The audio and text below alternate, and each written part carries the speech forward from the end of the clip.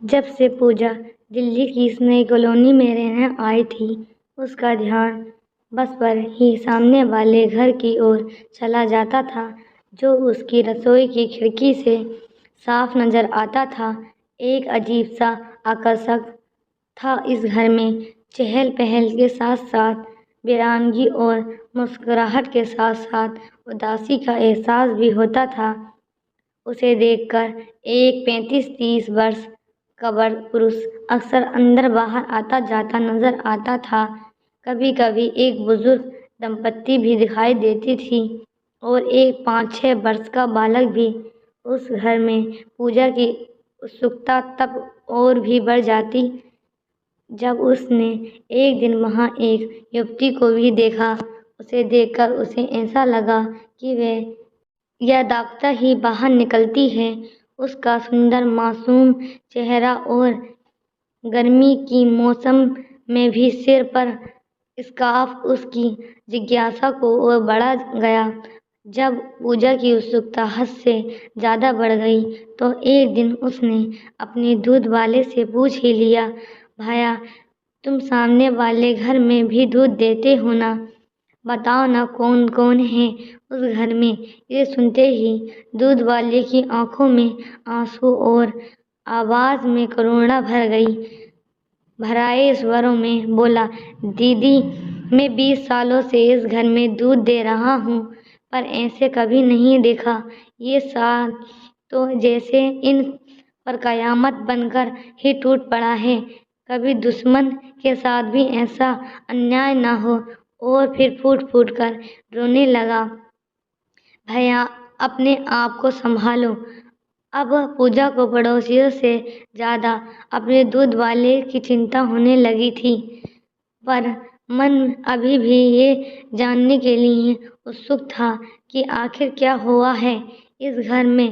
شاید دودھ والا بھی اپنے من کا بوجھ ہلکا کرنے کے لیے بے چین تھا۔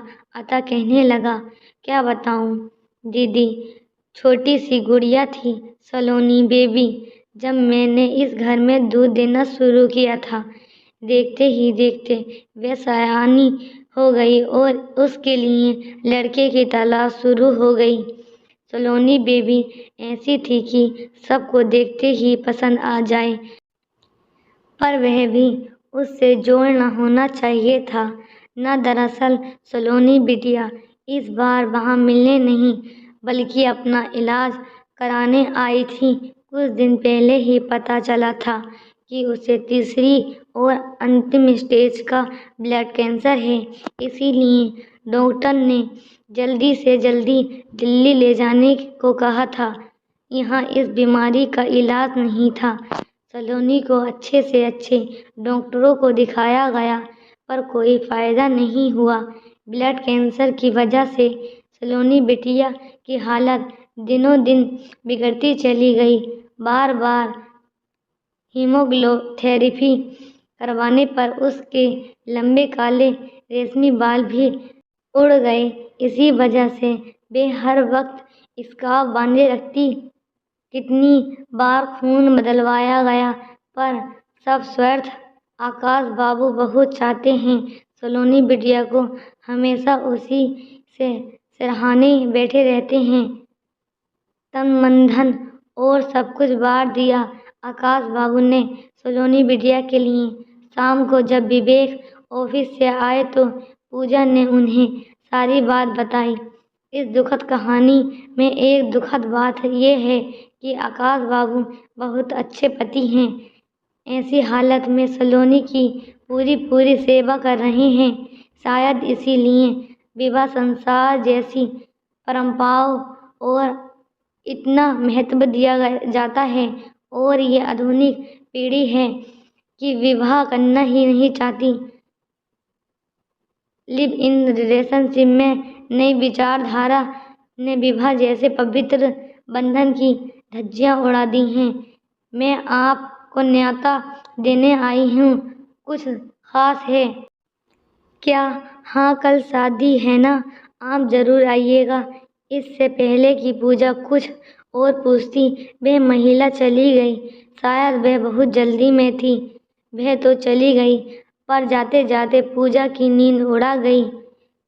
ساری دوپہری وہ یہی سوچتی رہی کہ آخر کس کی شادی ہو رہی ہے وہاں، کیونکہ اس کی نظر میں تو اس گھر میں کبھی کوئی شادی لائق نہیں تھا۔ شام کو جب وویک آئے تو اس نے گھر میں پیر رکھتے ہی پوجا نے انہیں یہ سوچنا دی جس نے دوپہر سے اس کے من میں خلبلی مچا رہی تھی۔ اسے لگا کہ وہ سماچار سن کر وویک بھی حیران ہو جائے گا، پر ایسا کچھ نہیں ہوا۔ وہ ویسے ہی شانت رہے جیسے پہلے تھے۔ بولے، ٹھیک ہے، چلی جانا، ہم پڑوسی ہیں، پر شادی کس کی ہے؟ آپ کو یہ جاننے کی اتسکتا نہیں ہے کیا؟ پوجا نے تنک بھویں سکیڑ کر پوچھا، کیونکہ اسے لگا کہ وویک اس کی باتوں میں روچی نہیں لے رہا۔ اور کس کی؟ آکاش کی۔ اب شورے کی تو کرنے سے رہے۔ اتنی چھوٹی عمر میں آکاش کے گھر والے چاہتے ہیں کہ یہ شیگر ہی ہو جائے، کیونکہ آکاش کو اسی ماہ ودیش جانا ہے۔ دلہن سلونی کی چچیری بہن ہے۔ آکاش دوسری شادی کر رہا ہے۔ اس کا ارتھ یہ ہے کہ وہ سلونی سے پیار نہیں کرتا ہے۔ سلونی اس کا پہلا پیار تھا اور رہے گی، پرنتو یہ بھی تو ستیہ ہے کہ سلونی اب دوبارہ نہیں آ سکتی۔ دوسری شادی کر کے بھی وہ اس کی یادوں کو زندہ رکھ سکتا ہے۔ شاید یہ سلونی کے لیے سب سے بڑی شردھانجلی ہوگی۔ یہ دوسری شادی اس بات کا ثبوت ہے کہ استری اور پروش ایک گاڑی کے دو پہیے ہیں اور یہ گاڑی کھینچنے کے لیے ایک دوسرے کی ضرورت پڑتی ہے، اور یہ کام ابھی ہو جائے تو اس میں حرج ہی کیا ہے؟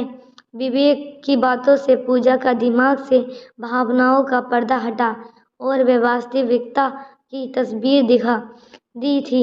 اب اسے آکاش کے پنروواہ میں کوئی برائی نظر نہیں آ رہی تھی اور نہ ہی وویک کے پیار پر کوئی شک کی گنجائش تھی۔ وویک نے کھانا لگا پر پوجا الماری کھول کر بیٹھ گئی اور پھر سوبھاونوسار وویک کا سر کھانے لگی۔ کل کون سی ساڑی پہنوں؟ پہلی بار ان کے گھر جاؤں گی۔ اچھا امپریشن پڑنا چاہیے۔ وویک نے بھی سدا کی طرح مسکراتے ہوئے کہا، کوئی بھی پہن لو، تم پر تو ہر ساڑی کھلتی ہے، تم ہو ہی اتنی سندر۔